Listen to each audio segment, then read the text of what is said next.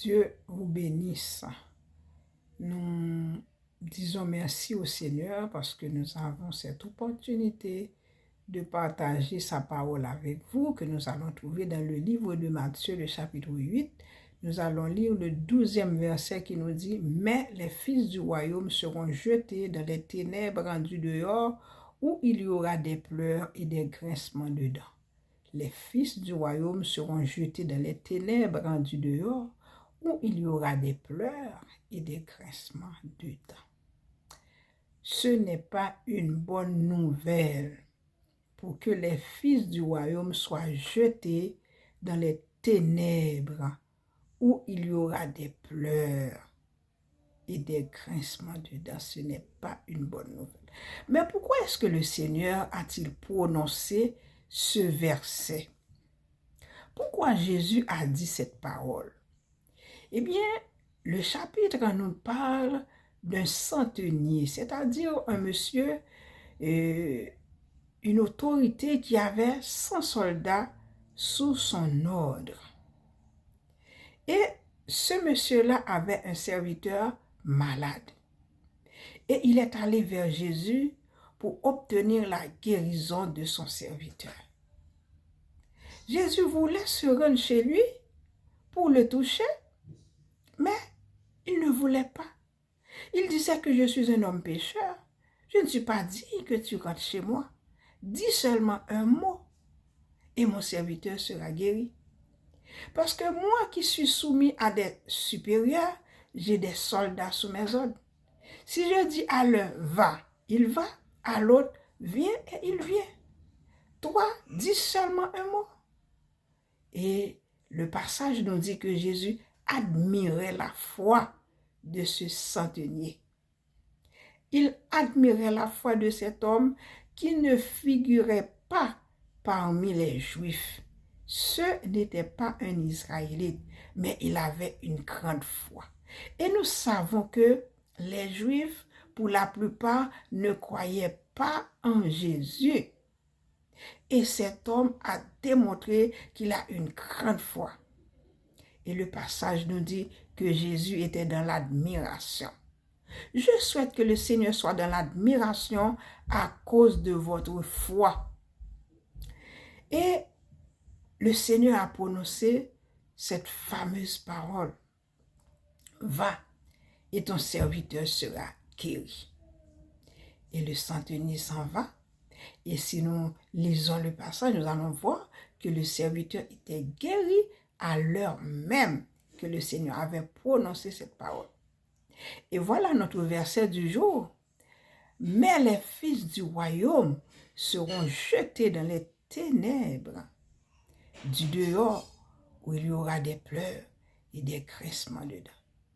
Donc le verset précédent disait, dans le royaume des cieux, Jésus dit, je vous déclare que plusieurs viendront de l'Orient et de l'Occident et seront à table avec Abraham, Isaac et Jacob dans le royaume des cieux, mais les fils du royaume seront jetés dans les ténèbres du dehors où il y aura des pleurs et des grincements dedans. C'est-à-dire, le Seigneur Jésus était venu pour les Juifs, pour les enfants d'Abraham, d'Isaac et de Jacob. Et ce peuple allait proclamer l'évangile à tout le monde, à toutes les nations de la terre. Voilà pourquoi il est écrit en Jean chapitre 1er, le verset 12, à tous ceux qui l'ont reçu, à ceux qui croient en son nom, elle a donné le pouvoir de devenir enfants de Dieu. Et si nous continuons, si nous lisons les versets qui précèdent le verset 12, on va voir, il est venu chez les siens et les siens ne l'ont point reçu. Voilà pourquoi il dit aujourd'hui, les fils du royaume seront jetés dans les ténèbres.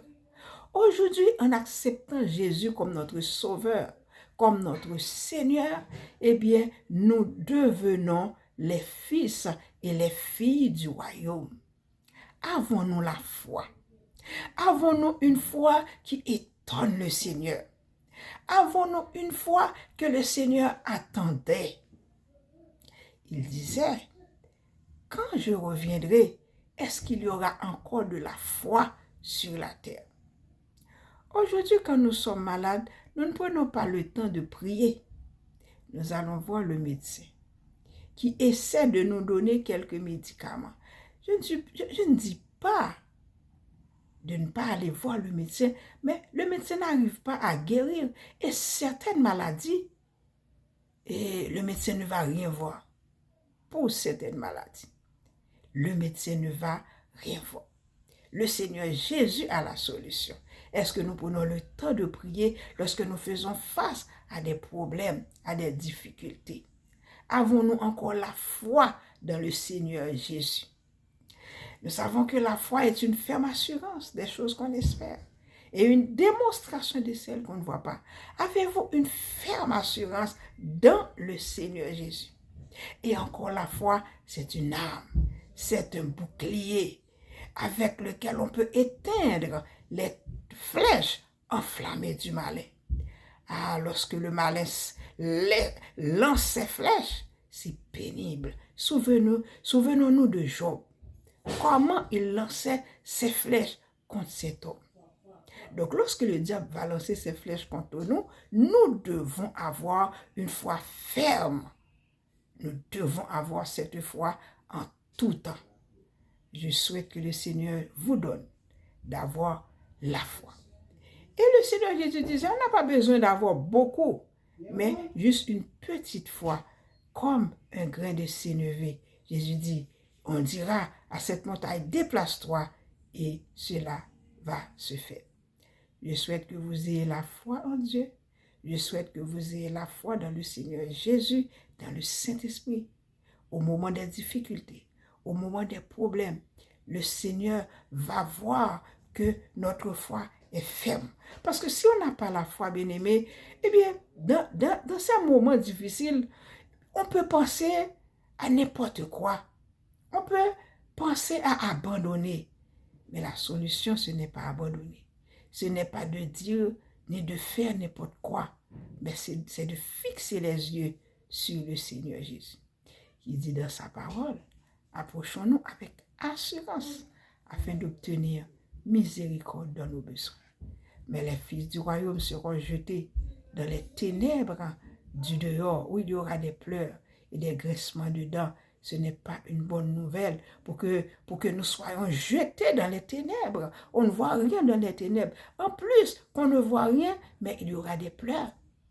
Il y aura des graissements de dents. Pourquoi pleurer? Eh bien, mettons notre foi dans le Seigneur Jésus. Appuyons notre foi dans le Seigneur Jésus qui peut tout faire pour nous. Et même au-delà, selon ce que dit sa parole. Que le Seigneur vous bénisse.